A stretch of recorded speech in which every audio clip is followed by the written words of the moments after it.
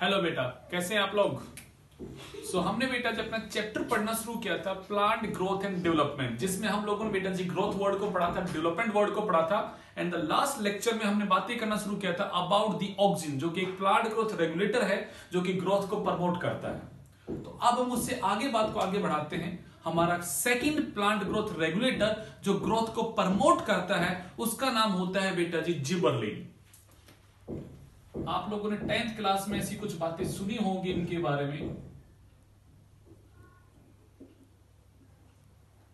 Gibberellin it is the plant growth regulator जो plant को की ग्रोथ को प्रमोट करता है। आपने जब क्लासिफिकेशन किया था प्लांट ग्रोथ रेगुलेटर का तो आपने दो ग्रुप बनाए थे। एक तो वो ग्रुप था जो प्लांट की ग्रोथ को प्रमोट करता है, एक वो ग्रुप था जो प्लांट की ग्रोथ को इनहिबिट करता है।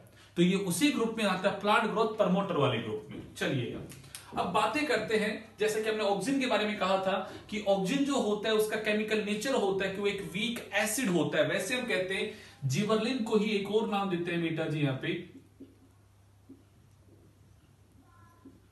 Gibberellin acid. तो आप समझ गए होंगे ऐसा बेटा यहां पे it is weak acid in nature. तो आप ये कह सकते हो it is acidic in nature. पहला पॉइंट, इसका केमिकल नेचर कैसा है बेटा जी, ये एसिडिक है। ऑक्सिन भी कैसा था, एक वीक एसिड था, ये भी एक वीक एसिड है। आपने कहा था जो उसका प्रिकर्सर होता है किसका बेटा जी यहाँ पे ऑक्सिन का, वो क्या होता है बेटा जी आपका यहाँ पे ट्रिप्टोफेन अमीनो एसिड। वैसे हम इसका कहते हैं बेटा जी, इसके नाम है मेवालोनिक एसिड इज द प्रिकर्सर। जो आपने कहा था टर्पिन से बना होता है, तो टर्पिन के एग्जांपल हमने नाम दिया बेटा जी यहाँ पे mevalonic acid is the precursor of the gibberellin. जो बेटा जी आपने कहा ये एसिडिक और ये भी कैसा है नेचर में आपका एसिडिक इन द नेचर होता है। अब बातें करते हैं पहले इसके बारे में हाउ दिस गेट डिस्कवर्ड। जैसे मैंने शुरुआत में आपसे कहा था सारे प्लांट हार्मोन एक्सीडेंटली डिस्कवर्ड हुए थे। जैसे आपने वहां पे कहा कि जब डार्विन ने ये देखा कि एक प्लांट का सीडलिंग बेंड हो रहा है टुवर्ड द लाइट, तो वो जानना ये चाह रहे थे कि बेंड क्यों हो रहा है, क्या ऐसा मैकेनिज्म है जिसकी वजह से ये बेंड होता है टुवर्ड द लाइट। और वहां पे डिस्कवरी हो गई किसकी बेटा जी यहां पे ऑक्सिन की। एक्चुअली वहां पे पढ़ा क्या जा रहा था, फोटोपैराडिज्म, कि ये प्लांट का जो टिप है ये कैसे बेंड हुआ टुवर्ड द लाइट, पढ़ने का ये इंटेंशन था। और वहां डिस्कवरी किसकी होगी बेटा जी, पहले प्लांट हार्मोन की, जिसका नाम क्या था बेटा जी ऑक्सिन। वैसे ही यहां पे इसकी भी डिस्कवरी बिल्कुल एक्सीडेंटल थी, कोई टारगेटेड नहीं था। कैसे भी जरा उसकी बातें करते हैं। ये बात है बेटा जी जापान की। वहां पे बेटा जी जो राइस के प्लांट थे उन पे बेटा जी इन्फेक्शन कर रखा था एक फंगस ने। फंगस का नाम था जिबरला फ्यूजिकोरी।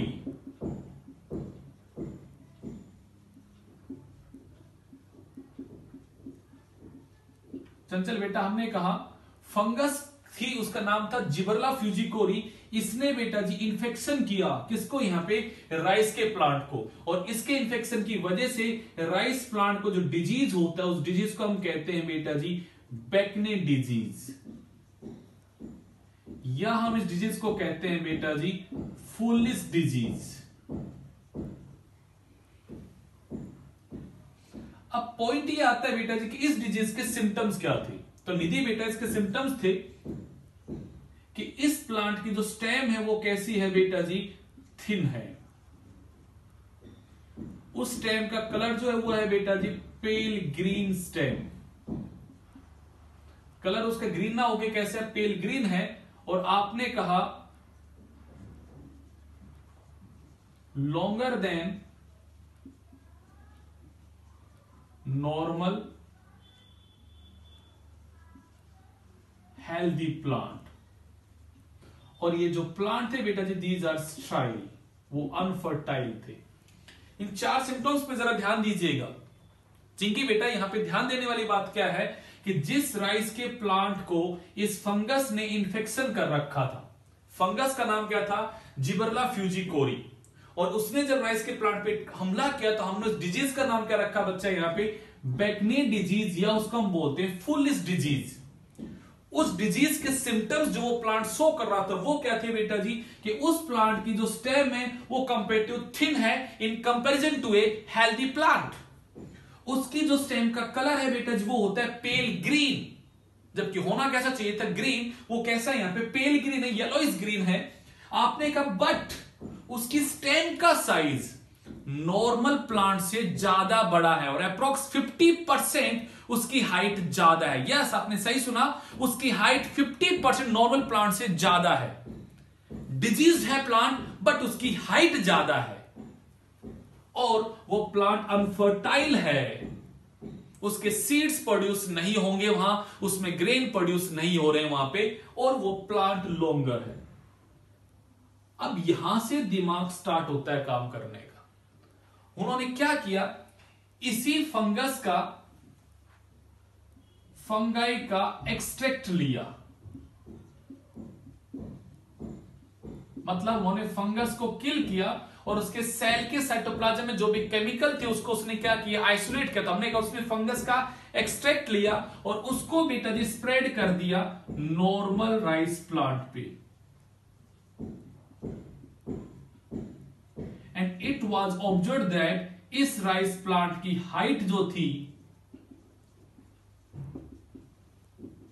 वो इंक्रीज हो जाती है। तो दिमाग में एक बात आई कि भाई ये फंगस डिजीज तो कॉज करता है और डिजीज के अंदर उसकी स्टेम थिन हो गई, लॉजिक सेट हो रहा है, उसकी स्टेम का कलर भी पेल ग्रीन हो गया, उसके लीव्स भी पेल ग्रीन हो गए। आप कह सकते हो उसके लीव्स भी कैसे हैं बेटा जी, यहां पे पेल ग्रीन हो गए, बट उसकी हाइट बढ़ रही है। तो मतलब वो फंगस कुछ ऐसा केमिकल सीक्रेट कर रही है जो डिजीज तो हो रहा है बट साथ में कोई ऐसा भी केमिकल है जो उस प्लांट की हाइट बढ़ा रहा है। हमें नहीं पता वो केमिकल क्या है, बट ये देखा गया कि अगर हम उस फंगस के एक्सट्रैक्ट को नॉर्मल प्लांट पे डालते हैं तो उसमें उस प्लांट की हाइट बढ़ जाती है, हेल्दी प्लांट की। यहां से बात शुरू होती है इसकी डिस्कवरी की, कि डिजीज करने वाली फंगस में कोई ऐसा केमिकल था जो हाइट को बढ़ाने का काम करता है, होने को एक डिजीज कोजिंग फंगस है। बात समझ में आती है। ये सब बातें डिस्कवर करने वाले दो साइंटिस्ट थे, नाम था बेटा जी होरी एंड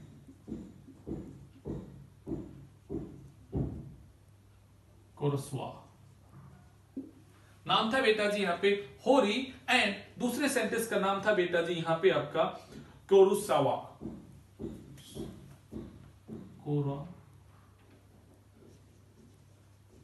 कोरसावा साइंटिस्ट का नाम क्या था बेटा जी, होरी एंड कोरसावा। इन्होंने ये डिस्कवर किया, बट उन्होंने अभी तक जिबरलिन को डिस्कवर नहीं किया, उन्होंने सिर्फ ये देखा कि फंगस डिजीज कोज करती, ये सब बातें आती है। उसके बाद बेटा जी इसी फंगस पे काम किया गया एंड 1935 में एक और साइंटिस्ट आया, उसका नाम था यबुता, इबन बबूता, तो वैसे नाम याद रखो यबुता। इन्होंने इसके अंदर जो भी एक्टिव सब्सटेंस था जो एक्चुअली हाइट बढ़ाने का काम करता था उसको बेटा जी इन्होंने आइसोलेट कर दिया।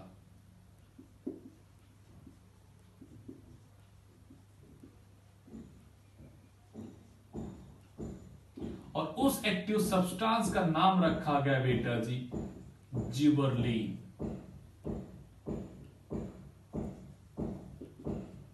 क्योंकि वो किस फंगस में डिस्कवर हुआ था बेटा जी, जिबरला फ्यूजिकोरी फंगस में डिस्कवर हुआ।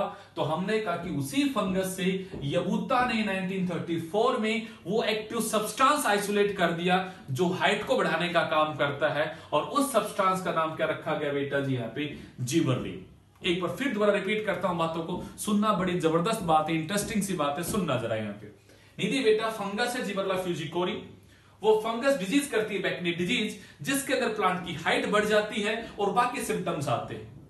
ये सब बातें स्टडी करने वाले साइंटिस्ट थे होरी एंड कोरसावा।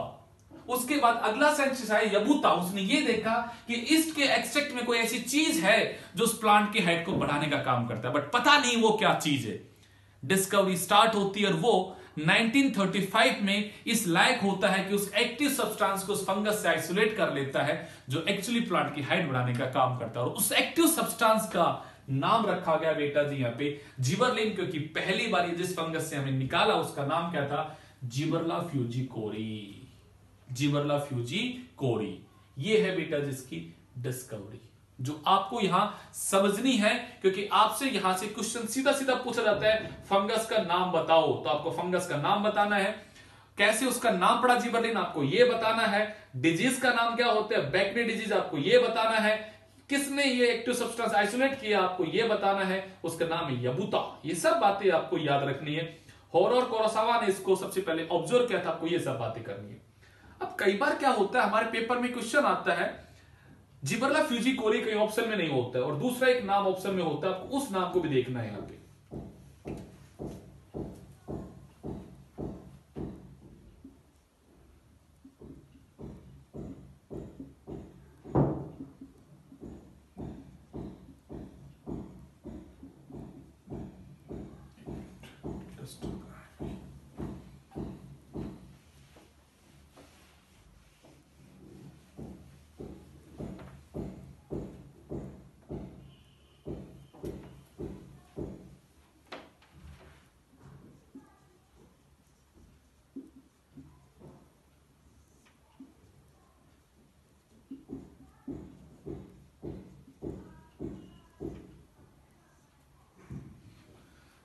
ये नाम आपको कैसे याद रखना है, क्या इस नाम की कहानी है।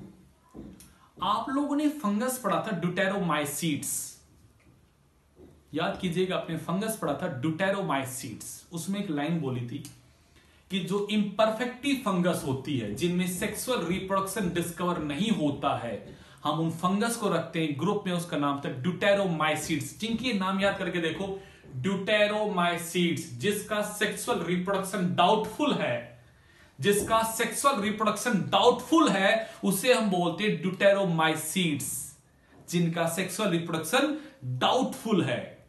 दोबारा वर्ड को याद करो, ड्यूटेरोमाइसीट्स, इम्परफेक्टिव फंगस जिनका सेक्सुअल रिप्रोडक्शन अभी तक डिस्कवर नहीं हुआ है, हम उनको रखते हैं, उस क्लास में नाम था ड्यूटेरोमाइसीट्स। और ये जो फंगस है Gibberella fujikuroi, it belong to the class Deuteromycetes. But ये जो नाम है बेटा जी, ये है इम्परफेक्टिव फंगस का। जब ड्यूरिंग द डिस्कवरी इसका परफेक्ट स्टेज पता लगा, इसका सेक्सुअल रिप्रोडक्शन वाला स्टेज पता लगा, तो हम ये कहते हैं इसी फंगस का जो परफेक्ट स्टेज है, जहां पे सेक्सुअल रिप्रोडक्शन होता है, वो जो परफेक्ट स्टेज है बेटा जी, उसका नाम होता है बेटा जी यहां पे फ्यूजेरियम मोनलीफॉर्मे। ये इम्परफेक्ट स्टेज है, ये उसका परफेक्ट स्टेज है। तो कई बार पेपर में क्वेश्चन आता है हमारे नीट में, gibberellin is isolated from which fungus, नाम है जिबरला फ्यूजिकोरी, बट ये नाम ना देके अगर कोई दूसरा नाम आपको ढूंढना पड़ जाए तो दूसरा नाम क्या ढूंढना बेटा जी वहां पे, Fusarium moniliforme. It is the name of the same fungus, but ये उसका परफेक्ट स्टेज का नाम है और ये उसका इम्परफेक्ट स्टेज है। आई थिंक आपको याद होना चाहिए, आपने पढ़ा था ड्यूटेरोमाइसीट्स फंगस के बारे में, मैं उसी फंगस की बात कर रहा हूं और मैं वही यहां पे वर्ड यूज कर रहा हूं, perfect stage and imperfect stage. I hope आपको ये बातें याद आ रही होगी। ये थी इसकी डिस्कवरी की बातें जो खत्म होती है। अब आगे बात क्या आती है भूमिका बेटा, इसका काम क्या है, ये जिबरलिन क्या फंक्शन परफॉर्म करता है, इसके काम क्या है, तो हमें उसके काम को समझना है। सबसे पहला इसका function, increase height of dwarf plant. आप लोगों ने जेनेटिक्स में पढ़ा है कि अगर किसी पी प्लांट का जीनोटाइप बेटा जी स्मॉल टी है, उसके पास रिसेसिव जीन है और उस प्लांट की हाइट नहीं बढ़ेगी, वो प्लांट छोटा रह जाएगा हाइट में। बट अब ऐसे होमोजाइगस रिसेसिव प्लांट को भी ट्रीट कर देते हो बेटा जी जिबरलिक एसिड से, जिबरलिन से, तो इस प्लांट की हाइट भी इंक्रीज हो जाती है।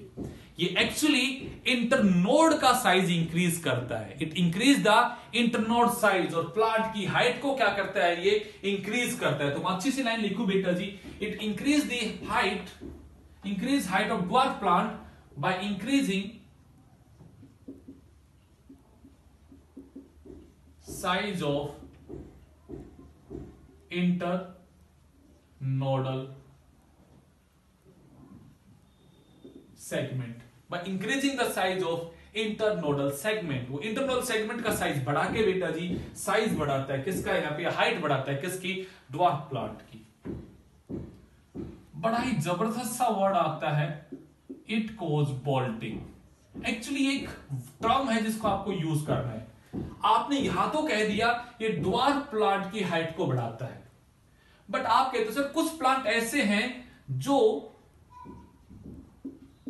रोसेट हैबिट के होते हैं, मतलब वो प्लांट हमेशा छोटे ही होते हैं, वो कभी बड़े नहीं होते। जैसे आप बातें करते हो सर कैबेज, सर कैबेज के अंदर देखा जाए बंद गोभी जिसे आप कहती हो उसमें सर स्टेम हाईली रिड्यूस होती है और बहुत सारे लीफ उसमें निकले रहते हैं। आप ये कहते हो cabbage is the largest size of the bird, cabbage is the largest size of the bird. पर सोचो आप ये कहते हो ये कैबेज है सर, और ये उसकी छोटे छोटे सर उसके ऊपर इंटरनोड बैठे हुए और ये नोड बैठे हुए।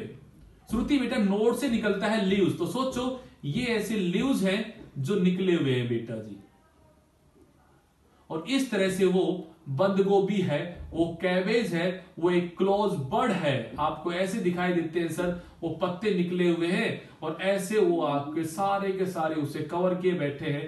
तो ये बेटा जी आपकी कैबेज इस तरह से बन के तैयार होती है।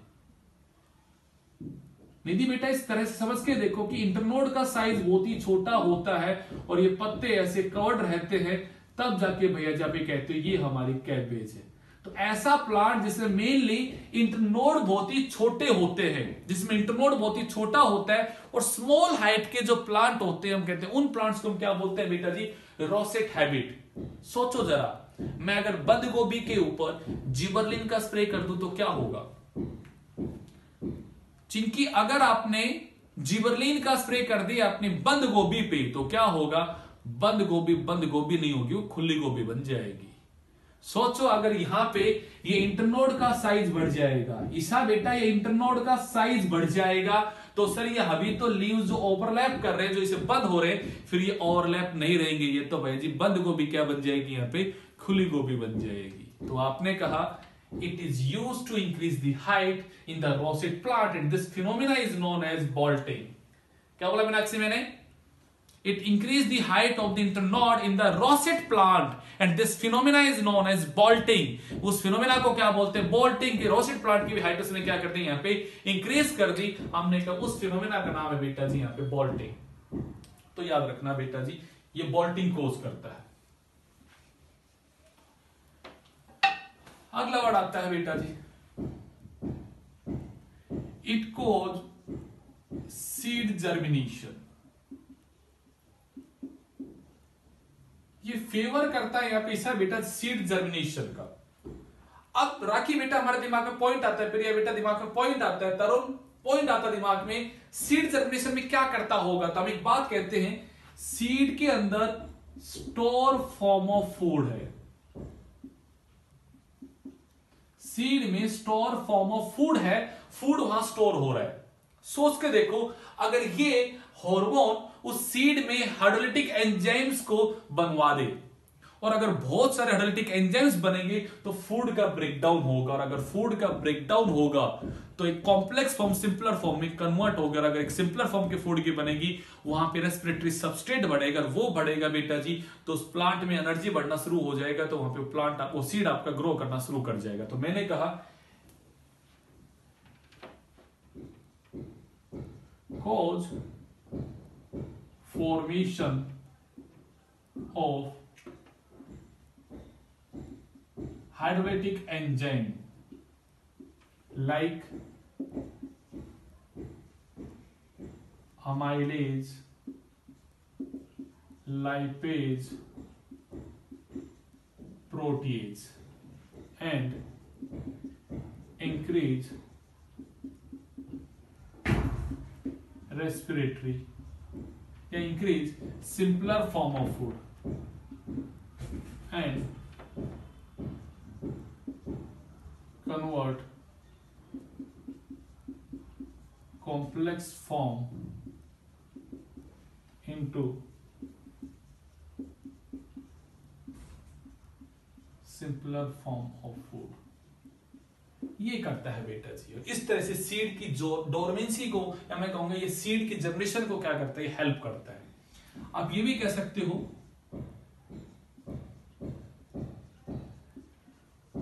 ब्रेक सीड डोरमेंसी, जो सीड नॉर्मली ग्रो नहीं हो रहा है। आपने कहा था डोरमेंसी वर्ड का मतलब था कि वो टेम्परेरी ग्रो करना, डेवलपमेंट करना स्टॉप कर दे, उसे हम कहते हो डोरमेंसी। तो सोचो एक सीड में एक एम्ब्रियो डोरमेंसी के फेज में है, आप उस सीड को इस हार्मोन से ट्रीट कर दो तो उसकी डोरमेंसी को क्या कर देगा, ब्रेक कर देगा। तो याद रखना, it favour the seed germination, it break the seed dormancy. ये सीड की डोरमेंसी को क्या करता है, यहां ब्रेक करता है। ये बात आप कह सकते हो। It induce flowering, it induce flowering in long day plant। जरा वर्ड को समझना। अभी हम टॉपिक पढ़ेंगे फोटोपैरेडिज्म। अभी अब इसके बाद अगला टॉपिक आएगा इसी चैप्टर में बेटा जी हमारा फोटोपैरेडिज्म। तो वहां पे आप ये कहोगे एक प्लांट को फ्लोरिंग करने के लिए कितना ड्यूरेशन ऑफ लाइट चाहिए, एक प्लांट को प्रॉपर फ्लोरिंग करने के लिए कितना ड्यूरेशन ऑफ लाइट चाहिए, उसके भी हम कहते हैं प्लांट तीन तरह के होते हैं। अगर उसे क्रिटिकल पीरियड से ज्यादा ड्यूरेशन चाहिए तो मैं कहूंगा ऐसे प्लांट होते हैं लॉन्ग डे प्लांट, और उसे क्रिटिकल पीरियड से कम लाइट चाहिए फॉर द फ्लोरिंग, उसे हम कहते हैं शॉर्ट डे प्लांट, और उसे कोई ऐसी लाइट की प्रॉपर अमाउंट की रिक्वायरमेंट नहीं होती, हम कहते हैं वो होते हैं न्यूट्रल डे प्लांट। तो आपने कहा जो लॉन्ग डे प्लांट है, जिन्हें लॉन्ग ड्यूरेशन चाहिए of the light for the flooring, हम ऐसे प्लांट को क्या कहते हैं, लॉन्ग डे प्लांट। और ऐसे प्लांट का अगर प्रॉपर लाइट पीरियड नहीं मिलता है तो ये कभी फ्लोरिंग नहीं करते हैं। बट अगर आप किसी एलडीपी प्लांट को, लॉन्ग डे प्लांट को इस हार्मोन से ट्रीट कर दोगे तो वो इंड्यूस कर देगा फ्लोरिंग को। मतलब आप बिना उसे लॉन्ग डे वाली कंडीशन दिए भी उसमें बेटा जी फ्लोरिंग को इंड्यूस करवा सकते हो, अगर आप उसका ट्रीटमेंट करवा दो। किससे बेटा जी, यहां पे जिबरलिन से। तो आपने कहा it induce flowering, it induce flowering in the long day long day plant without providing the proper duration of the light. Proper duration of the light दिए आप उसमें ऐसा काम कर सकते हो बेटा जी। ये बात भी आपको यहां पे याद रखनी है। ये 5 उसके फंक्शन हो गए। अगले पे चलते हैं बेटा।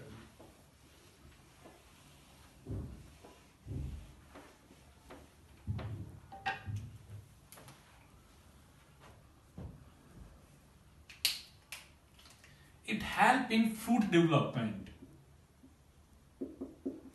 इस पे बहुत बार क्वेश्चन आता है हमारी उस पे नीट के अंदर, तो आपको उसको समझना है क्या आता है क्वेश्चन।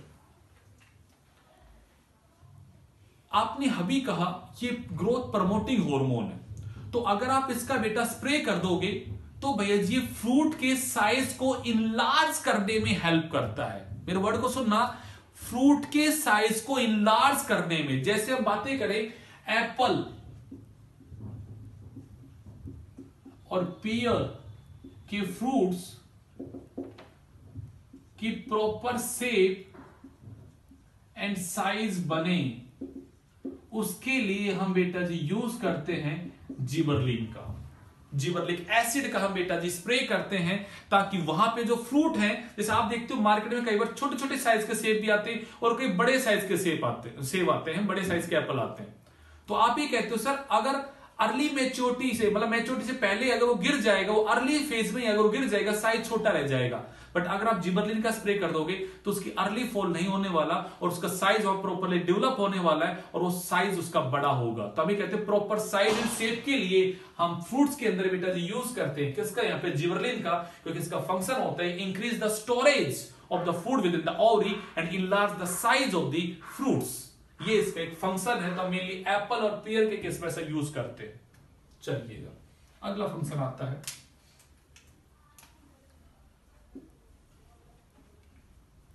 It induce पार्थिनोक्रेपी। अब ये मुझे बताने की जरूरत ही नहीं है कि आप लोगों ने पढ़ा था कि जो भी हमारे प्लांट ग्रोथ प्रमोटिंग हार्मोन्स होते हैं, दे ऑल इंड्यूस दी क्या बोला आपने कि development of the fruit without the fertilization. उस फिनोमेना का नाम क्या होता है? पार्थेनोक्रेपी। कि फ्रूट का डेवलपमेंट कोज कर देंगे बिना फर्टिलाइजेशन के, उस फिनोमेना को क्या बोलते हैं? पार्थेनोक्रेपी। और ये किसका फंक्शन है बेटा जी? जिबरलिन भी ये काम करता है। आपने ऑक्सीजन में भी पढ़ा था, और ये सेम काम कहां पढ़ते हैं आप? यहाँ पे पार्थेनोक्रेपी आपके आता है with in the gibberellin. But वहां पे आपने एग्जांपल पढ़ा था टोमेटो, कि टमाटर के अंदर जब हमें सीडलेस बनाना हो उसे, तो वहां पे हम यूज करते हैं ऑक्सीजन का। ये यूज होता है बेटा in the case of the Apple and peer. अगर ये आपको बेटा जी यहाँ पे सीडलेस बनाने हैं, और ये आपको बेटा जी यहाँ पे डेवलप करने बाय द प्रोसेस ऑफ पार्थेनोक्रेपी, तो बेटा जी यूज करते हैं जिबरलिन हार्मोन का। चलिएगा, एक बड़ी अच्छी सी बात है बेटा जी, it increase sugar cane, sugar cane production.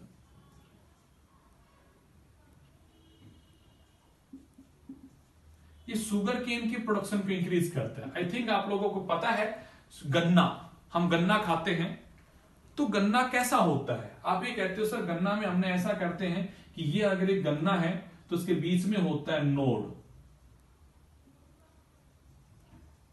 और सर इस तरह से गन्ना होता है हमारा। हम ये जो दो नोड के बीच का जो रीजन होता है,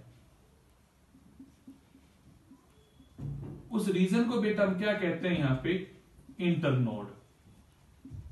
अब पारस बेटा आपने कहा ये जो जिबरलिन होता है, it increase the internode size. ये इंटरनोड के साइज को क्या करता है बेटा जी? यहाँ पे इंक्रीज करता है। तो सोच के देखिएगा, अगर आप किसी भी प्लांट को हम इस जिबरलिन से ट्रीट कर देंगे, मैं बात करता हूं यहाँ पे शुगर केन के प्लांट को, अगर आप यहाँ पे जिबरलिन से ट्रीट कर दोगे, तो बेटा जी यहाँ पे इंटरनोड का साइज क्या हो जाएगा बेटा जी? इंक्रीज हो जाएगा। इंटरनोड का साइज अगर इंक्रीज हो जाएगा, तो शुगर केन का प्रोडक्शन भी तो क्या हो जाएगा बेटा जी? इंक्रीज हो जाएगा। अगर आप ये कहते हो करीबन बेटा जी 20 टन पर एकड़ हम बेटा जी शुगर केन का प्रोडक्शन बढ़ा देते हैं, अगर हम उसे ट्रीट कर दे। किससे बेटा जी? यहाँ पे जिबरलिन से। हम शुगर केन को अगर ट्रीट कर दे, किससे बेटा जी? यहाँ पे जिबरलिन से, तो प्रोडक्शन बढ़ जाता है। कितना बेटा जी? यहाँ पे 20 टन पर हेक्टेयर, पर एकड़, सॉरी पर एकड़ में उसका प्रोडक्शन का रेट बढ़ जाता है। ठीक बात है। अगले वर्ड को सुनना, it increase the process of malting. Malting का मतलब होता है बेटा जी यहाँ पे alcohol production.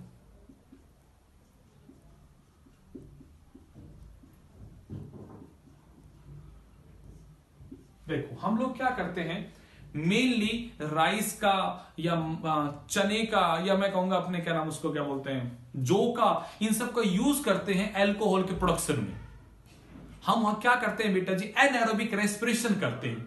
But anaerobic respiration तो रेस्पिरेटरी सबस्ट्रेट का होगा ना, और आपने ये कहा जो भी सीड होता है उसमें तो स्टोर फॉर्म ऑफ फूड होती है। बट अगर बेटा जी आप वहां पे उसे जिबरलिन से ट्रीट कर दोगे, तो जिबरलिन क्या करेगा? कॉम्प्लेक्स फॉर्म को सिंपलर फॉर्म में कन्वर्ट करेगा। और अगर ये कॉम्प्लेक्स फॉर्म को सिंपलर फॉर्म में कन्वर्ट करेगा, तो सिंपलर फॉर्म अगर ज्यादा वहां पे अवेलेबल होगी, तो आप ये कहते हो सीड वहां पे जर्मिनेट करता है। अब वहां पे आप सीड को जर्मिनेट करने की बात मत सोचो, आप उन सीड्स का यूज करते हो as a substrate for the alcohol production. तो भाई अल्कोहल प्रोडक्शन के लिए आपको एनारोबिक रेस्पिरेशन करना है, बट वो करने के लिए भी आपको सिंपलर फॉर्म ऑफ फूड चाहिए। आपको बेटा जी वहां पे सिंपलर फॉर्म ऑफ फूड चाहिए, आपको वहां पे रेस्पिरेटरी सबस्ट्रेट चाहिए। आप सोचिएगा, आप अगर ड्यूरिंग द अल्कोहल प्रोडक्शन आप जो भी वहां पे फ्रूट्स या जो भी सीड आप यूज कर रहे हो जिनमें स्टोर फॉर्म ऑफ फूड बैठी है, आप उसे अगर जिबरलिन से ट्रीट कर दोगे, तो ये वहां पे सिंपलर फॉर्म का प्रोडक्शन ज्यादा करेगा, तो आपका अल्कोहल प्रोडक्शन भी क्या होगा? ज्यादा होगा। तो आपने कहा it increase the process of malting. ये माल्टिंग का प्रोसेस, ये शुगर के उसका अल्कोहल का प्रोडक्शन को क्या करेगा बेटा जी? ये इंक्रीज करेगा। ये माल्टिंग के प्रोसेस को क्या करता है बेटा? यहां पे ये इंक्रीज करता है by increasing the simpler form of the sugar, by increasing the simpler form of the sugar. ये आपकी बातें होगी। आपके कितनी बातें होगी? 9। अब अगले वर्ड में आते हैं। It cause early maturity in conifer plant. जरा सुनिएगा, आपने कहा सर एक कॉनिफर प्लांट है। हाँ, आपने कहा सर कॉनिफर प्लांट को हमने जो अभी जुवेनाइल स्टेज में, अभी वो अपने बेटा जी वेजिटेटिव फेज में है, अगर हम उसके जनरल फेज में बेटा जी उसे ट्रीट कर देते हैं जिबरलिन एसिड से, तो वो बहुत जल्दी मैच्योर हो जाएगा और उसमें सीड फॉर्मेशन बेटा जी अर्ली एज में ही स्टार्ट हो जाएगी। तो आपने कहा सर सीड फॉर्मेशन तो ड्यूरिंग द मैच्योरिटी आती है, तो आपने कहा कि अगर हम कोनिफर के प्लांट को, आपने जिम्नोस्पर्म में पढ़ा था कोनिफर बेटा जी, कि अगर हम कोनिफर के प्लांट को बेटा जी ट्रीट कर देते हैं with the gibberellin, then it induce the early maturity in the conifer plant. ये उसमें क्या कोज करता है बेटा जी? अर्ली मैच्योरिटी कोज करता है। एक और प्रोसेस याद रखना बेटा जी, it overcome vernalization, it overcome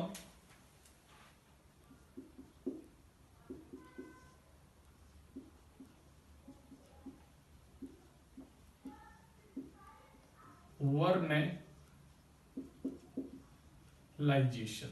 अब ये क्या है बेटा जी? काफी प्लांट ऐसे होते हैं that need a low temperature treatment for the flowering. मैंने कहा बहुत सारे प्लांट ऐसे होते हैं जो आपके विंटर वाले प्लांट होते हैं, मेनली वैसे होते हैं कि they need a low temperature treatment for the proper growth and development, कि उन्हें एक लो टेम्परेचर का ट्रीटमेंट चाहिए। अगर उन्हें वो प्रॉपर लो टेम्परेचर नहीं मिला तो कभी ग्रो नहीं हो पाएंगे, वो फ्लोरिंग नहीं कर पाएंगे, वो वहां पे वेस्टेडली अपने आप को ग्रो नहीं कर पाएंगे। आप सोच के देखिएगा, अगर हम जो ग्रीन हाउस बनाते हैं या ऐसे प्लांट जिनको हम सीजन में ग्रो ना करके हम उनको ऑफ सीजन में ग्रो करते हैं, उन्हें वो प्रॉपर टेम्परेचर अगर नहीं मिलेगा, वो कभी बेटा जी आपके ग्रो नहीं हो पाएंगे। तो आप अगर उसे वर्नलाइजेशन, वो प्रोसेस कहलाता है वर्नलाइजेशन, आप अगर उसे बेटा जी यहाँ पे ट्रीट कर देते हो किससे? जिबरलिन से, तो ये हेल्प करता है to overcome this phenomena that is vernalization. दोबारा मेरे वर्ड को सुनना बेटा जी, वर्नलाइजेशन होता है लो टेम्परेचर ट्रीटमेंट। श्रुति बेटा ये क्या होता है? लो टेम्परेचर ट्रीटमेंट, कि किसी भी प्लांट को प्रॉपर ग्रो करने के लिए, जर्मिनेट करने के लिए एक लो टेम्परेचर का ट्रीटमेंट चाहिए। अब आप अगर उसे प्रॉपर लो टेम्परेचर ट्रीटमेंट नहीं दोगे तो वो कभी ग्रो नहीं करेगा। बट आप अगर बेटा उसे जिबरलिन से ट्रीट कर दोगे, तो आपने कहा कि सर ये सीड की डोरमेंसी को ब्रेक करता है, ये सीड की जर्मिनेशन को अलाउ करता है, तो मतलब चाहे उसे प्रॉपर टेम्परेचर मिला हो चाहे ना मिला हो, ये उसका बेटा जर्मिनेशन को क्या करेगा? इनिशिएट करेगा। तो आपने कहा ये वर्नलाइजेशन प्रोसेस को भी बेटा जी ओवरकम करवाता है। तो आपने कहा इट ओवरकम वर्नलाइजेशन। ये वर्नलाइजेशन के क्या करता है बेटा जी? यहाँ पे ओवरकम करता है, उसको भी बेटा जी यहाँ पे क्रॉस करता है। ये सब बातें थी इसके फंक्शंस के बारे में। अब आगे हमें क्या बातें करते हैं कि अभी तक सर टोटल कितने जिबरलिन अब तक डिस्कवर हुए हैं? तो हमें कहते हैं अभी तक बेटा जी मोर देन 100 बेटा जी जिबरलिन डिस्कवर हुए हैं। अगर मैं आपको डाटा दूं कि सर मोर देन 100 का कितना मतलब, तो मैं कहूंगा अप्रोक्स 125 जिबरलिन अब तक डिस्कवर हुए। हम जिबरलिन का जब भी नाम रखते हैं, वो रखते हैं बेटा जी GA1, GA2, GA3 and so on. हम इस तरह से उसका नाम रखते हैं कि GA1, GA2, GA3, हम इस तरह से उसका नाम रखते हैं। किसका बेटा? जिबरलिन का। याद रखना, the first discovered gibberellin and highly studied जो जिबरलिन है वो कौन है बेटा जी? आपका यहां पे GA3। तो आपने कहा first discovered and widely studied. इसको बहुत ज्यादा अब तक हमने किसी अगर हार्मोन को पढ़ा है तो किसको पढ़ा है बेटा जी? यहाँ पे GA3 को पढ़ा है सबसे ज्यादा, अगर हमने अभी तक किसी को पढ़ा है। अब पॉइंट आती है सर अगर इसको पढ़ा है तो इसका केमिकल स्ट्रक्चर होता कैसा है? तो हम इसके केमिकल स्ट्रक्चर की बात करते हैं। वो होता है C19H22O6 is the chemical formula of the GA3। अब बात करते हैं इसलिए जिबरलिन बनते कहां पे हैं? तो हम ये कहते हैं हमें से बनता कहां है बेटा जी? शूट एपेक्स, रूट एपेक्स पे। आप ये कहते हो बेटा जी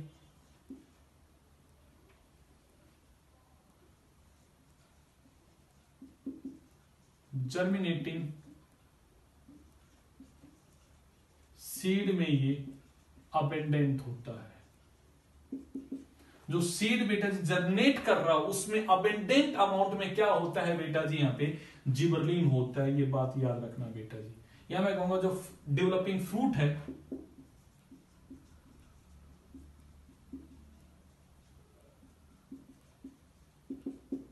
आप ये कहते हो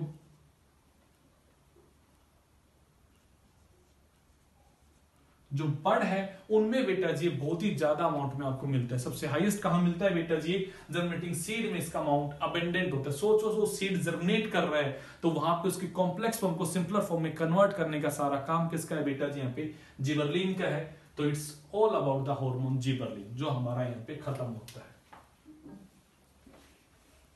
दूसरा हार्मोन कौन सा आता है जब हम उसकी बातें करते हैं।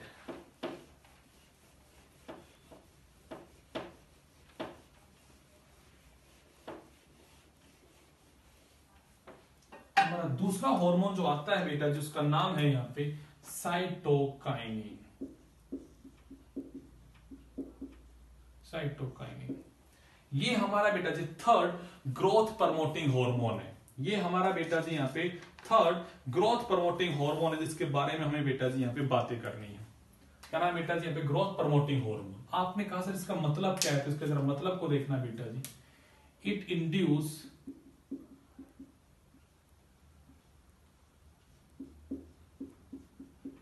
cytokinesis of cell division। That's why हमने इसका नाम क्या रखा है बेटा जी, साइटोकाइनिन। इसके डिस्कवरी की बात करते हैं। साइंटिस्ट थे बेटा जी स्कोग एंड कोवर्कर।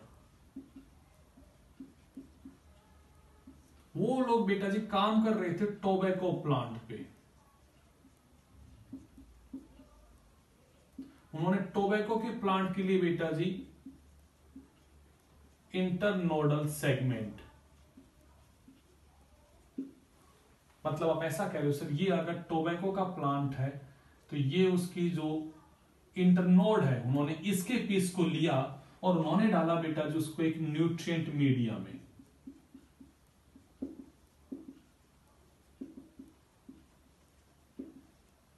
और जो ये इंटरनोडल सेगमेंट है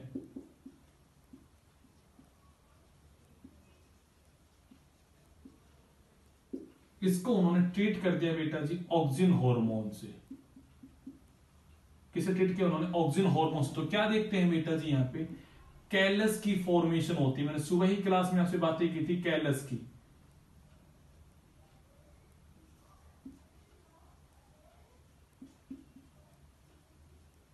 अस्सी बेटा क्या थे ये, मास ऑफ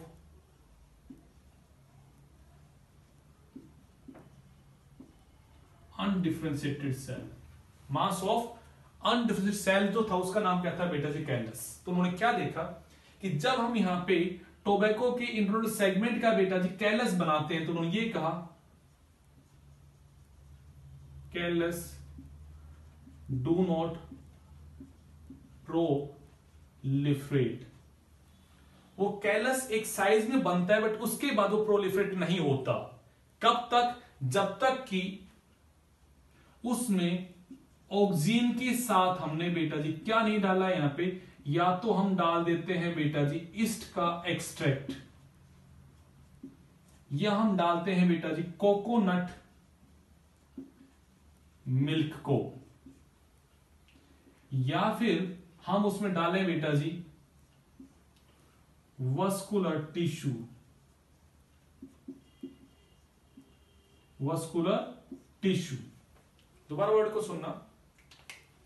वो काम कर रहे थे बेटा जी यहां पे टोबैको के प्लांट के, उन्होंने इंटरनोडल सेगमेंट को लिया और वो उसको बेटा जी कैलस बनाते हैं by treating with the hormone auxin.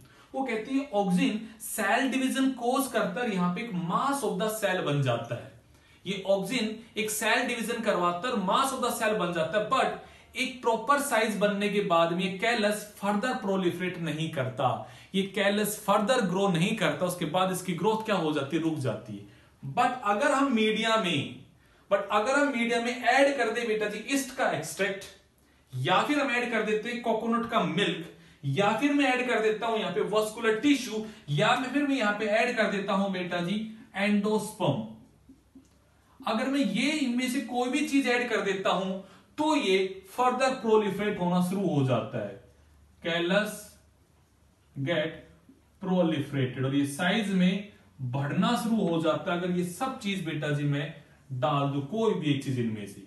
या तो मैं ऑक्सीजन के साथ बेटा जी क्या डालूं, यहां पे ईस्ट का एक्सट्रैक्ट डालूं, या फिर कोकोनट का मिल्क डालूं, या फिर मस्कुलर टिश्यू डाल दूं, या फिर बेटा जी मैं एंडोस्पर्म डालूं। अगर मैं इनमें से कोई चीज डाल देता हूं ऑक्सीजन के साथ मिला के, तो ये कैलस फर्दर प्रोलिफरेट करता है। और अगर मैंने ये चीज ऑक्सीजन के साथ नहीं डाली तो ये फर्दर प्रोलिफरेट नहीं करता है। समझ में आई बात मैंने क्या बोला? दोबारा सुन लेते हैं बात। साइटोकाइनिन नाम क्यों रखा गया? क्योंकि साइटोकाइनेसिस को कोज करता है। ये तो हमने नाम की बात की, बट बात आती है सर ये हमने कैसे समझ में आई, डिस्कवरी कैसे होती है? तो इसकी डिस्कवरी कैसे होती है, स्कोग नाम का साइंटिस्ट था, उसके साथी थे, वो काम कर रहे थे बेटा जी टोबैको के प्लांट के इंटरनल सेगमेंट पर। उन्होंने क्या ऑब्जर्व किया कि ये प्रोलिफरेशन एक लिमिट के बाद जाके कोज नहीं करता, एक छोटा सा साइज बनता है यहां पे कैलस का, और उसके बाद ये फर्दर ग्रोथ नहीं करता। क्यों नहीं करता हमें नहीं पता, बट हमने कहा कि बट अगर इस मीडिया के अंदर बेटा जी मैं यहां पे इस ऑक्सीजन के साथ मिला के डाल दूं, या तो इस सेल का एक्सट्रैक्ट, या फिर मैं कोकोनट मिल्क मिला दूं, या फिर बेटा जी मस्कुलर टिश्यू में जाइलम फ्लोएम को डाल दूं, या फिर बेटा जी मैं यहां पे एंडोस्पर्म को डाल दूं, अगर ये सब चीज डाल देता हूं, इनमें से कुछ भी एक चीज डाल देता हूं, तो ये फर्दर प्रोलिफरेट करना शुरू कर जाता है, और ये प्रोलिफरेट करके एक लार्ज साइज को बनाता है। ठीक बात है। अब नहीं पता हमें इनमें क्या है, बट यहां से बात शुरू होती है। काम हो रहा था यहां पे टोबैको का प्लांट, बट ये डालने से इफेक्ट आया, तो ऐसा इनमें क्या था जो ये चीज ऐसा होना शुरू हो गई। यहां से बेटा जी डिस्कवरी आगे बढ़ती है, और बात आती है कि बाद में हमें यहां से पता लगा कि यहां पे कुछ था जो सेल डिवीजन कोज कर रहा था, बट ये इसका हिस्ट्री का बैकग्राउंड है। बात समझ में आई बेटा जी? इसके बाद आया पहला साइंटिस्ट, उसने क्या किया हम उसकी बात करते हैं।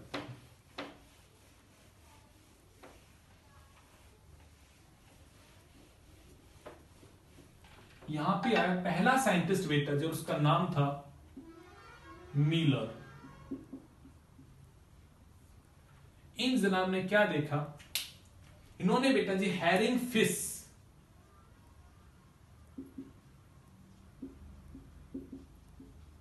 हैरिंग फिश का बेटा जी स्पर्म लिया, स्पर्म डीएनए कह सकते हो आप, या आप कह सकते हो स्पर्म, क्योंकि स्पर्म के अंदर डीएनए प्रेजेंट है। उन्होंने स्पर्म लिया और स्पर्म को किया बेटा जी ऑटोक्लेव्ड। ऑटोक्लेव का मतलब होता है उसे हाई टेम्परेचर पे हीट करना।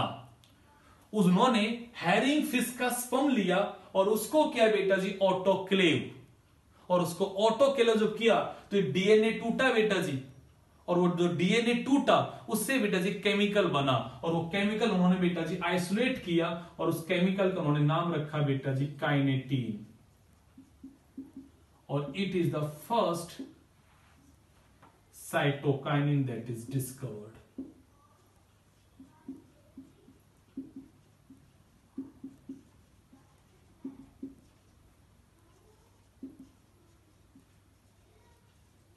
ये बात आपको याद रखनी है। पहला साइटोकाइनिन जो डिस्कवर हुआ उसका नाम था काइनेटीन, और ये कैसे डिस्कवर हुआ, इट क्रिएटेड या isolated by from the autoclaved herring fish sperm. ये हमने कहां से निकाला बेटा जी, ऑटोक्लेव्ड स्पर्म था किसका, हैरिंग फिश का, उससे हमने बेटा जी पहला साइटोकाइनिन निकाला, और उसका नाम का रखा बेटा जी काइनेटीन। बट याद रखना ये नेचुरली अब्सेंट है, naturally not present in plant.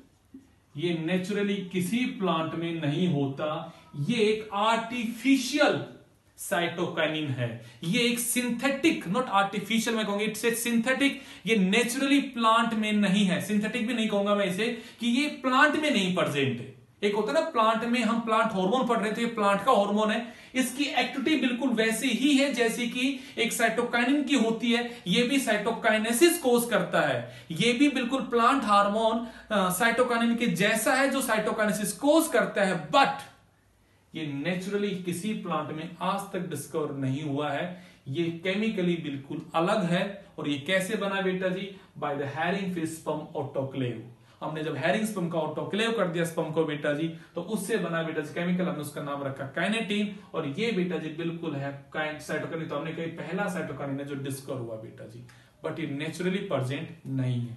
अब बात आती है नेचुरल की, तो आपने कहा G18 first naturally present cytokinin that is discovered. अब यहां से सचिन बड़ा जबरदस्त क्वेश्चन बनता है, पहला साइटोकाइनिन वो कौन सा था जो डिस्कवर हुआ? तो वो कौन है बेटा जी? Kinetin. The first cytokinin that is discovered वो क्या था बेटा जी? Kinetin. But first naturally occurring the first naturally occurring जो साइटोकाइनिन था जो डिस्कवर हुआ वो क्या था बेटा जी? आपका G18। दोबारा वर्ड को सुनना, the first discovered cytokinin is kinetin. The first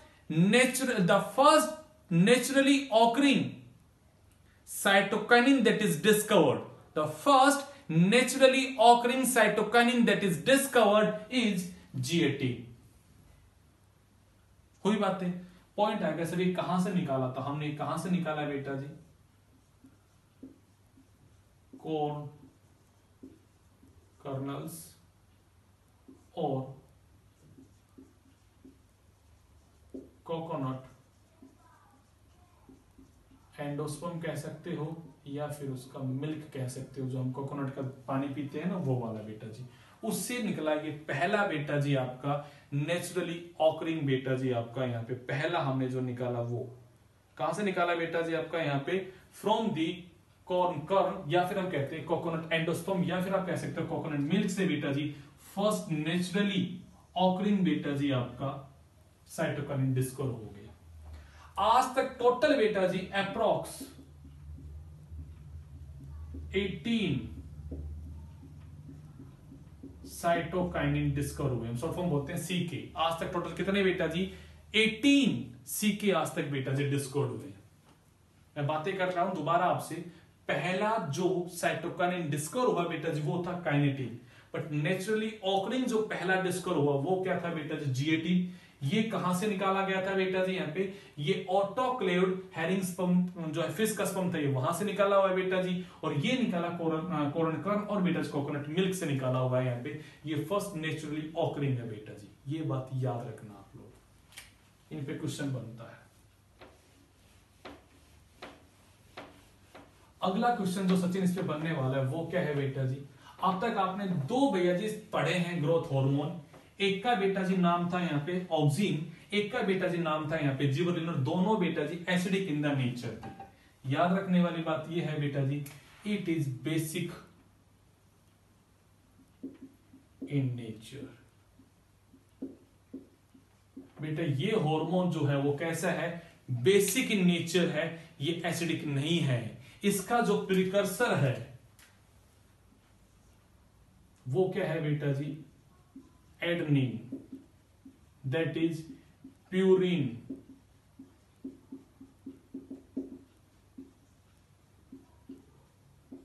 nitrogenous base,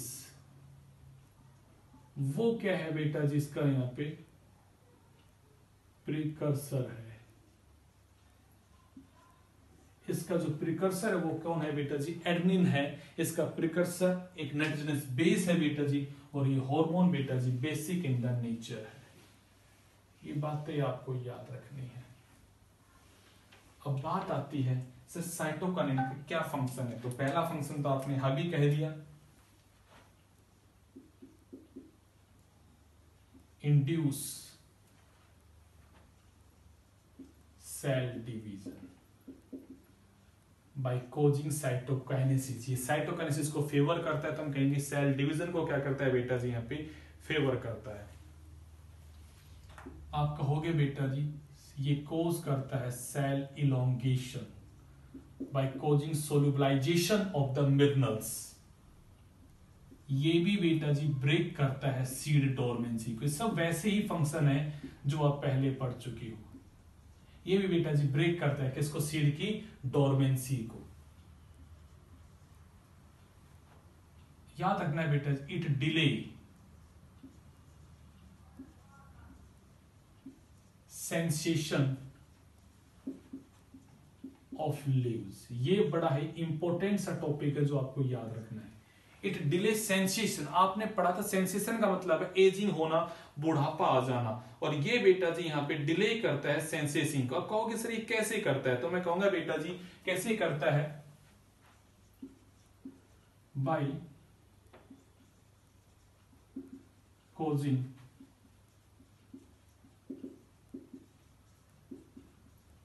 mobilization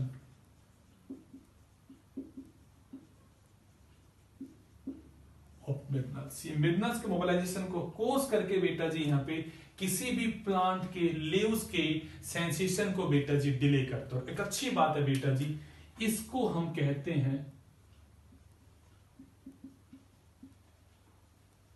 Richmond Lang effect. ये इस नाम से जाना जाता है, साइंटिस्ट का नाम था बेटा जी रिचमंड और लैंग इफेक्ट। उन्होंने ये बात डिस्कवर की थी कि अगर हम किसी भी प्लांट के लीव्स को बेटा जी ट्रीट कर देते हैं बेटा जी यहाँ पे आपका विद साइटोकाइनिन, तो वहां पे उनका जो सेंसेशन है वो डिले हो जाता है। तो हमने इसका नाम रखा है बेटा जी रिचमंड लैंग इफेक्ट। तो इस नाम से बहुत बार क्वेश्चन आता है कि रिचमंड लैंग इफेक्ट किस हार्मोन का इफेक्ट है, तो याद रखना ये साइटोकाइनिन का इफेक्ट। इसका मतलब क्या होता है, ये डिले करता है सेंसेशन को। ठीक है बेटा जी, अगले पॉइंट में आना, इट ओवरकम एपिकल डोमिनेंस। और मैं ऐसा कह दूं, it inhibit apical dominance and favor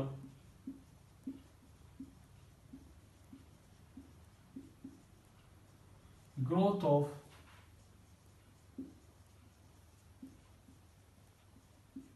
lateral shoot और ब्रांचेस। आपने कहा था आपके ऑक्सिन का एक फंक्शन होता है कि वो एपिकल डोमिनेंस को कोज करता है, और वो अगर टिप के ऊपर ऑक्सिन बनता है तो कभी लेटरल ब्रांचेस आपकी ग्रो नहीं हो पाती। और आपने कहा था उस केस में ये बेटा जी आपका कोज करता है एपेक्स की ग्रोथ को। बट अगर ये वाला हार्मोन यहाँ पे काम करेगा तो ये एपिकल डोमिनेंस को फेवर करता है, तो हमें सॉरी एपिकल डोमिनेंस को इनहिबिट करता है और फेवर करता है लेटरल ब्रांच की ग्रोथ का होना। ये बात आपको याद रखनी है, बड़ी ही इंपॉर्टेंट बात है बेटा जी। अगला आता है बेटा जी, it induce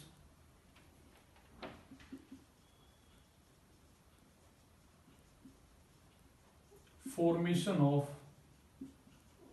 new leaves, lateral shoot, adventitious shoot,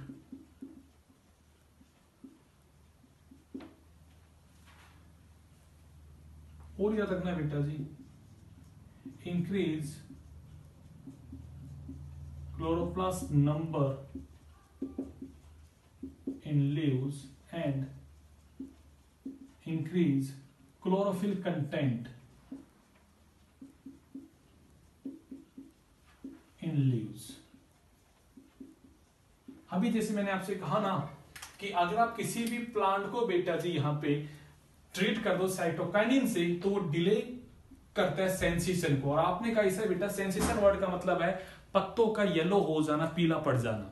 अब आप कहोगे सर ये कैसे करता है, तो मैंने बताया कि इंक्रीज करता है मोबिलाइजेशन को, और साथ में क्या करता है हर पत्ते के अंदर बेटा जी इंक्रीज कर देता है क्लोरोप्लास्ट का नंबर, और क्लोरोफिल का कंटेंट भी क्या करता है ये इंक्रीज करता है। अगर ये इसका इफेक्ट है बेटा जी कि क्लोरोफिल की फॉर्मेशन को इंड्यूस करता है, क्लोरोप्लास्ट की फॉर्मेशन को इंड्यूस करता है। सोचो अगर एक पत्ते में क्लोरोफिल बहुत सारा बनेगा, क्लोरोप्लास्ट बहुत सारा बनेगा, तो पत्ता ग्रीन रहेगा ना, वो येलो कैसे हो जाएगा। तो वो इनहिबिट करता है किसको बेटा जी यहाँ पे आपका सेंसेशन को, और फेवर करता है इन सब चीजों को। तो आपने कहा ये ब्रेक करता है डोरमेंसी को, सेल के इलोंगेशन कोज करता है, ये इंड्यूस करता है सेल डिवीजन को, ये डिले करता है सेंसेशन को, ये इनहिबिट करता है एपिकल डोमिनेंस को, और बेटा जी इंड्यूस करता है न्यू लीव्स की फॉर्मेशन को, लेटरल शूट की फॉर्मेशंस को, और आप कहते हो सर ये इंक्रीज करता है क्लोरोप्लास्ट के नंबर को, और ये सर यहाँ पे इंड्यूस करता है आपके यहाँ पे क्लोरोफिल के कंटेंट को। इन सब चीजों को बेटा जी यहाँ पे इंड्यूस कर रहा है। अब आप समझ सकते हो कि सारे के सारे वो फैक्टर्स हैं जो कहीं ना कहीं प्लांट की ग्रोथ को क्या करते हैं बेटा जी यहाँ पे प्रमोट करते हैं। और आप वो भी फंक्शन लिख सकते हो जो कि आप पहले बाकी और में लिख चुके हो, क्या बेटा जी यहाँ पे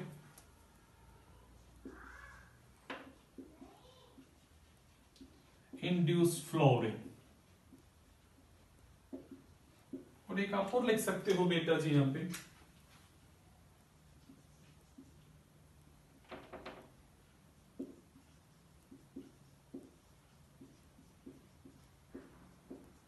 ये भी बेटा जी इंड्यूस करता है किसको, पार्थेनोक्रेपी को।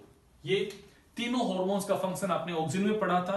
आपने बातें की बेटा in the case of the gibberellin, और आप बातें करो दोबारा से यहाँ पे साइटोकिनिन के केस में कि ये भी पार्थेनोक्रेपी को कोज करता है, ये भी इंड्यूस करता है फ्लोरिंग को। बट खास इसके बारे में बात याद रखना बेटा जी यहाँ पे कि ये सेल डिवीजन इंड्यूस करता है बाय कोजिंग द साइटोकाइनेसिस, और बेटा जी आपका इसका रिचमेंट लाइक इफेक्ट को याद रखना। और बेटा जी ये तीन जो फंक्शन है ये इसके यूनिक और इंपॉर्टेंट फंक्शन है जिनको आपको याद रखना है। किन तीन फंक्शनों को, डिले करता है सेंसेशन को, रिचमेंट लाइन इफेक्ट को आपको याद रखना है, ये इनहिबिट करता है एपिकल डोमिनेंस को, और इंड्यूस करता है न्यू लीव्स की फॉर्मेशन, लैटरल शूट की फॉर्मेशन, एडवेंटिशियस शूट की फॉर्मेशन बेटा जी, और ये क्लोरोप्लास्ट का नंबर बढ़ाता है बेटा जी यहाँ पे, और क्लोरोफिल का नंबर बढ़ाता है।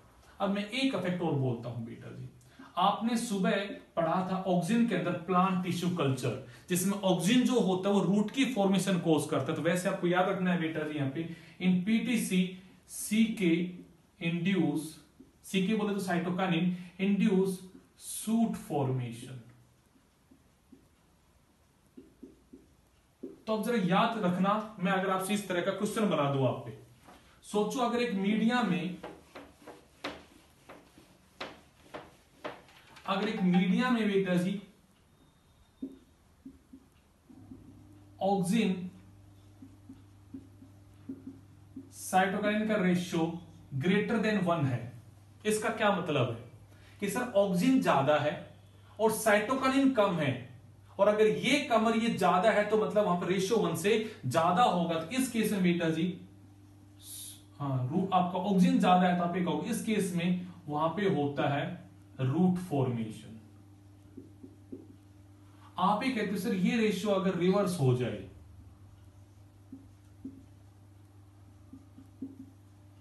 ऑक्सिन कम है और साइटोकाइनिन लेस देन 1 है, तो इस केस में होता है बेटा जी ये इंड्यूस करता है सूट फॉर्मेशन को। और अगर ऑक्सिन और साइटोकाइनिन का रेशियो बेटा जी इक्वल टू 1 है तो वहां पे होती है बेटा जी कैलस फॉर्मेशन, वहां पे होती है बेटा जी कैलस फॉर्मेशन। वहां पे ना तो रूट आएगी ना सूट आएगी। तो हमें कहते हैं दोनों हार्मोन्स के इफेक्ट को आपको समझना है। ये प्लांट में किस प्रकार का मॉर्फोजेनेसिस होगा, क्या चीज डेवलप होगी उसमें, उस कैलस में रूट बनेगा या सूट बनेगा, वो डिपेंड करता है इन हार्मोन्स के लेवल पे बेटा जी।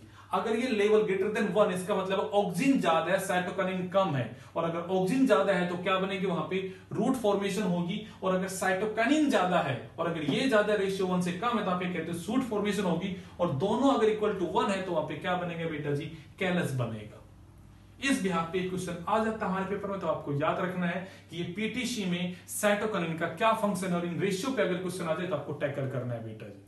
ऑक्सिन का फंक्शन मैंने आपको बताया, साइटोकाइनिन का क्या फंक्शन है मैंने वो आपको बता दिया बेटा जी, यहाँ पे क्या क्या करता है। इसके साथ ही आपके बेटा जी 3 हार्मोन खत्म हो जाते हैं, ऑक्सिन, साइटोकाइनिन और आपने का जिबरलिन, आपने 3 हार्मोन्स खत्म कर दिए। अब हमारे 2 हार्मोन बचे हैं, उनका नाम है बेटा जी आपका यहाँ पे इथाइलिन एंड एब्सिसिक एसिड, जो हम बातें करेंगे आपके साथ में in the next video. I know आप लोग घर पे हैं, ज्यादा पढ़ पा रहे होंगे आप लोग, एंड थोड़ा सा वीडियो में आप बोर भी हो रहे होंगे, बट बेटा जी हमारे पास दूसरा कोई ऑप्शन नहीं है, छुट्टी आ गई। अगर ये छुट्टियां ना होती तो मैं स्कूल में ही आपको पढ़ाता, बट मैं नहीं चाहता कि आपकी पढ़ाई का लॉस हो। आज पीटीएम में 1-2 पेरेंट्स ने कहा भी सर सिलेबस पूरा नहीं हुआ है, तो मैं उनसे यही कहा सर सिलेबस पूरा होगा, थोड़ा सा टाइम लगेगा, बिकॉज अब एकदम से हमारा प्लान चेंज हो गया, पेपर हो गया एकदम से अचानक। तब जो काम हमारा लंबा चलना था मार्च में, उस काम को अगर जल्दी करना है तो थोड़ा सा आपको ज्यादा काम करना पड़ेगा। आई होप आप कोऑपरेट करेंगे मेरे साथ में, एंड आई होप हम इसी तरह अगर लगे रहेंगे तो अपना सिलेबस जल्दी से जल्दी बेटा जी कवर हो जाएगा। आई नीड योर कोऑपरेशन, कि आप अगर कोऑपरेट करोगे तभी काम चलेगा। मैं देख रहा हूं सब बच्चे मुझे नोट्स बना के नहीं भेज रहे, मतलब अभी तक काफी बच्चे वीडियो नहीं देख रहे, जो कि अच्छी बात नहीं है। प्लीज आप वीडियो देखिएगा, नोट्स बना के मुझे भेजिएगा। थैंक यू वेरी मच बच्चा।